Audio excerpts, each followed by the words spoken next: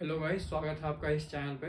तो आज हम देखेंगे कि किसी भी नंबर के फैक्टोरियल को कैसे हम फाइंड करते हैं यूजिंग रिकर्शन। तो ये बेसिक पाइथन प्रोग्रामिंग की प्लेलिस्ट का वीडियो नंबर 30 है। तो चलिए देखते हैं कि फैक्टोरियल कैसे फाइंड किया जाता है। तो सबसे पहले मैथमेटिक्स में फैक्टोरियल को कैसे फाइंड किया जाता है, जैसे कि सपोज कीजिए हमें 5 फैक्टोरियल की वैल्यू निकालनी है। तो हम मैथमेटिक्स में हम simply 5 into 4 into 3 into 2 into 1 का सम निकालते हैं, और जो भी सम निकालने के बाद हमें मिलेगा वो होगी 5 फैक्टोरियल की वैल्यू।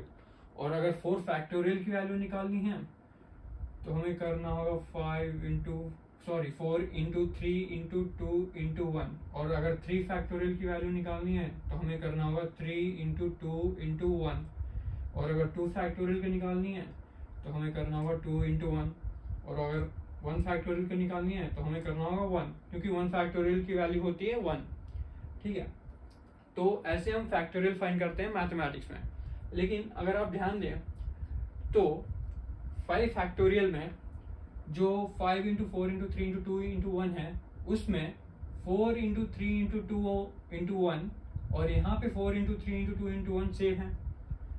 तो इसका मतलब हम 4 इसकी जगह पे 4 फैक्टोरियल भी लिख सकते हैं, है ना, क्योंकि इसकी वैल्यू तो 4 फैक्टोरियल है। जो हमने लिखा था पहले 5 इंटू 4 इंटू 3 इंटू 2 इंटू 1, वो तो 4 फैक्टोरियल है। और यहाँ पे हम ध्यान दें 4 फैक्टोरियल में तो 4 इंटू 3 इंटू 2 इंटू 1 में 3 इंटू 2 इंटू 1 यहाँ पे और यहाँ पे सेम है, राइट। तो हम यहाँ पे इसकी जगह पे 4 इंटू 3 फैक्टोरियल भी लिख सकते हैं। और यहाँ पे देखें तो 3 फैक्टोरियल में तो 3 इंटू 2 इंटू 1 में 2 इंटू 1 और 2 इंटू 1 सेम है, तो हम यहाँ पे 2 फैक्टोरियल लिख सकते हैं। और 2 फैक्टोरियल में देखें तो यहाँ पे हम 1 फैक्टोरियल लिख सकते हैं, राइट। तो हमें 5 फैक्टोरियल को फाइंड करने के लिए सबसे पहले 5 इंटू 4 फैक्टोरियल करना पड़ेगा, मतलब 4 फैक्टोरियल की वैल्यू निकालनी पड़ेगी। और जो भी 4 फैक्टोरियल की वैल्यू आएगी उसको हम मल्टीप्लाई कर देंगे 5 से, तो हमें 5 फैक्टोरियल की वैल्यू मिल जाएगी। लेकिन 4 फैक्टोरियल की वैल्यू फाइंड करने के लिए हमें 4 इंटू 3 फैक्टोरियल की वैल्यू फाइंड करनी होगी। मतलब कि अगर हम 3 फैक्टोरियल की वैल्यू फाइंड कर देते हैं तो उसकी वैल्यू को हम 4 से मल्टीप्लाई करेंगे तो हमें 4 फैक्टोरियल मिल जाएगा।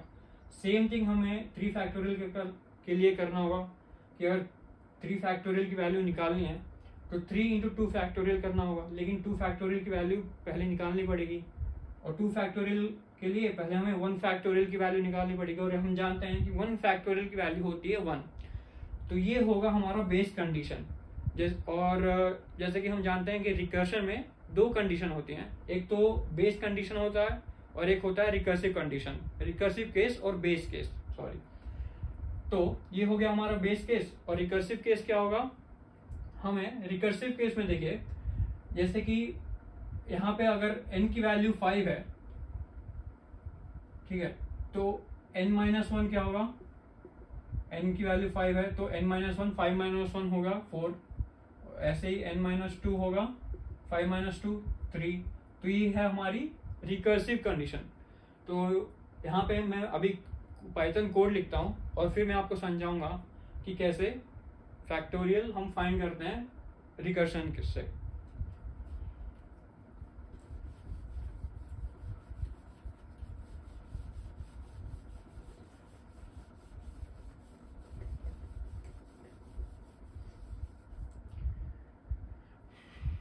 तो अब सबसे पहले कोड लिखते हैं कि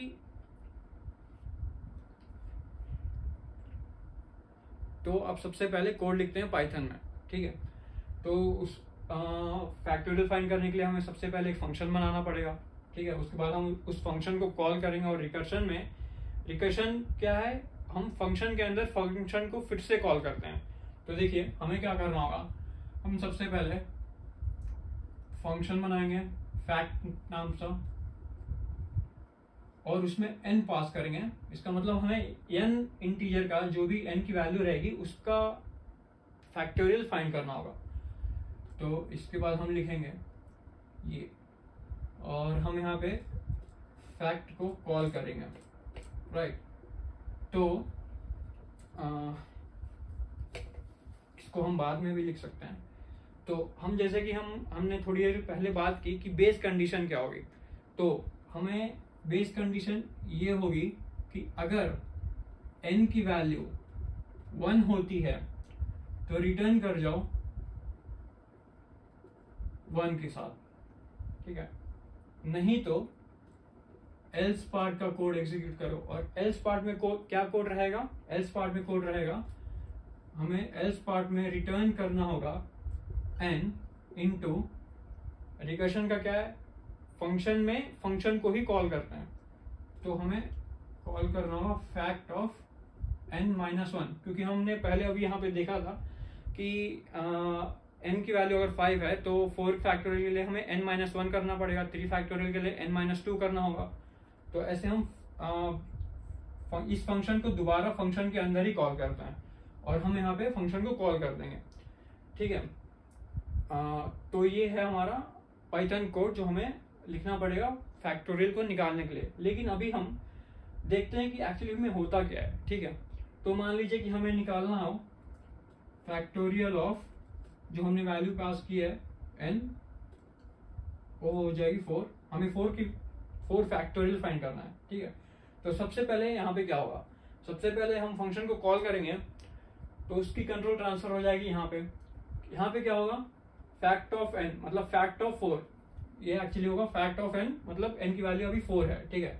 तो हम सबसे पहले कंडीशन चेक करेंगे कि अगर n की वैल्यू 1 है तो रिटर्न कर जाओ 1, लेकिन n की वैल्यू अभी के लिए 4 है, n की वैल्यू मैं यहाँ पे लिख देता हूँ, अभी के लिए 4 है, ठीक है। तो ये कंडीशन सेटिस्फाई होगी और एल्स पार्ट का कोड एग्जीक्यूट होगा। एल्स पार्ट में क्या है, हमें रिटर्न करना है n into fact of n-1। तो चलिए यहाँ पे वैल्यूज को असाइन करके देखते हैं। n की वैल्यू है 4, ठीक है, और फैक्ट की वैल्यू, फैक्ट फंक्शन में n-1 मतलब 4-1 जो कि होता है 3, तो हमें 4 इंटू फैक्ट ऑफ 3 निकालना होगा, ठीक है।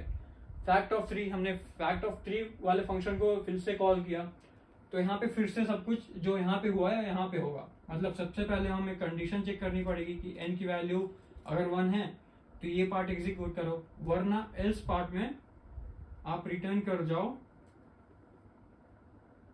n into fact of n-1 मतलब 3 इंटू फैक्ट ऑफ 2। अब ये फिर से कॉल हो गया फंक्शन को, तो फिर से ये यहाँ चेक करेगा, if n equal to 1 return 1, वरना रिटर्न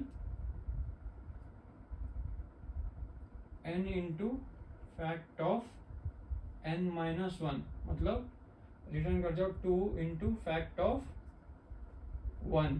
और जैसे यहाँ पे हम आएंगे फिर से कॉल होगा, तो यहाँ पे हम चेक करेंगे if n equal to 1 return 1। तो अब देखिए n की वैल्यू अभी 1 हो गई है, ठीक है। तो अगर कंडीशन सेटिस्फाई हो जाती है, इफ कंडीशन सेटिस्फाई हो जाती है, तो हमें रिटर्न करना होगा 1 के साथ। तो मतलब इसकी वैल्यू, ये जो कोड आपको दिख रहा है, इसकी वैल्यू हम हो जाता है 1। तो हमें क्या करना है, 2 इंटू 1 जो कि होता है 2, तो हमें इस फंक्शन में 2 इंटू 1 के साथ रिटर्न करना होगा, मतलब 2 इंटू 1 होता है 2। तो यहाँ पे इस कोड की वैल्यू 2 हो जाएगी, ठीक है। अभी हमें यहाँ पे क्या करना है, 3 इंटू इस कोड की वैल्यू क्या है, इस पार्ट की वैल्यू क्या है 2, 3 इंटू 2 6, हमें रिटर्न करना होगा 6 के साथ। हम यहाँ पे आ जाएंगे, इसकी वैल्यू हो जाएगी 6, यहाँ पे 4 इंटू 6 करेंगे तो 24 हो जाएगा। तो इसकी वैल्यू हो जाएगी 24, हम सीधा रिटर्न कर जाएंगे 24 के साथ, और यहाँ पे हमें 4 फैक्टोरियल की वैल्यू 24 आउटपुट कंसोल में प्रिंट होके मिल जाएगी। तो ऐसे हम कैलकुलेट करते हैं फैक्टोरियल यूजिंग रिकर्शन। तो अगर आपको वीडियो पसंद आया तो लाइक करें, चैनल को सब्सक्राइब करें और कमेंट करें, और बेल आइकन को भी दबा दें ताकि अगर अगली बार जब मैं वीडियो डालूं तो आपको नोटिफिकेशन मिल जाए। Thank you.